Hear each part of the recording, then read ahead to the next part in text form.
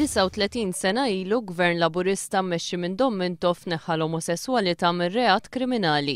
Il-liġi li neħħiet l-adulterju u l-omosessualità mir-reat kriminali kienet għaddiet mill-Parlament nhar il-ħamis 11 ta' Jannar 1973 fis-satej ta' filgħodu wara diskussjoni taħraq fil-Parlament. Dak iż-żmien il-Ministru tal-Ġustizzja Anton Buttigieg li kienu li ressaq il-liġi biex l-omosessualità titneħħa mir-reat kriminali kien akkuża lill-Oppożizzjoni Nazzjonalista li qed jippruvaw jużaw ir-reliġjon għal skopijiet partiġjani.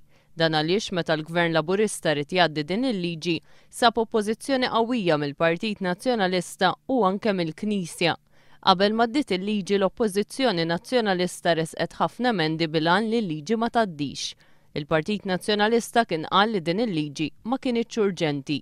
Il-Partit Nazzjonalista kien ħa l-istess pożizzjoni tal-Knisja fejn kienu ddikjaraw lil persuni omosessuali bħala persuni morda. Is-Sibt 6 ta' Jannar tal-1973 jiem qabel ma din il-liġi għaddiet mill-Parlament, fittra pastorali pubblikata fil-Gazzetta tal-Knisja li ħanissewwa kien tkellem l-Arċisqof Michael Gonzi.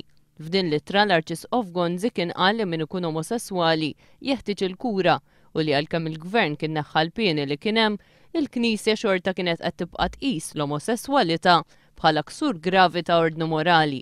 One News tkellem ma' Gabby Calleja f'isem il-Malta Gay Rights Movement dwar il-liġi li 39 sen ilu neħħiet l-omosessualità mir-reat kriminali. Naħseb li d-dekriminalizzazzjoni tal-omosessualità f'Malta kien ovvjament milestone importanti ħafna għaliex tfisser li l-ħajja privata tan-nies ma baqgħetx qatt kriminali, ġifieri żgur li naqset ejja ngħidu għall-inqas il-biża' fost il-persuni gay. Ma jfissirx li għax neħiet il-liġi ovvjament l-istigma neħħal kollox. Gabby Calleja tgħid li għandna ħafna nuqqasijiet fejn jidħlu l-persuni gay. Skont rapport tal-Kunsill tal-Ewropa Malta mmexxija minn Gvern Laburista, neħħiet l-omosessualità mir-reat kriminali qabel 25 pajjiż membru tal-Kunsill tal-Ewropa.